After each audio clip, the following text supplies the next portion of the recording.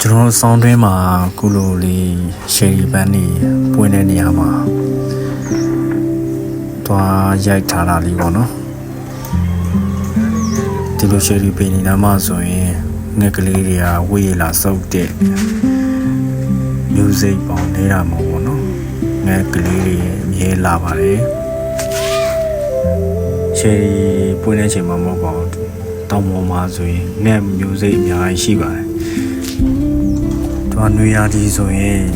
အကိုင်းနေရာ6တော်တချို့ကအပင်တီးပြီးလို့ပြီးတော့မှခုတ်ကြတဲ့လူတွေရှိပါတယ်အဲ့တော့ရှယ်ရီပင်ကိုမခုတ်ကြဖို့လဲမြေတားရက်ခံချင်ပါတယ်ကျွန်တော်ရှယ်ရီပင်မှလည်းမဟုတ်ပါဘူးထင်းရှူးပင်တွေဆိုရင်တချို့အစီတွေထုတ်တာတွေ့ရတယ်ပင်ကြီးလေးဆိုရင်တချို့တေကုန်တဲ့အနေထားပေါ့နော်အဲ့တော့ထင်းရှူးပင်တွေလည်းထိန်းကြပါ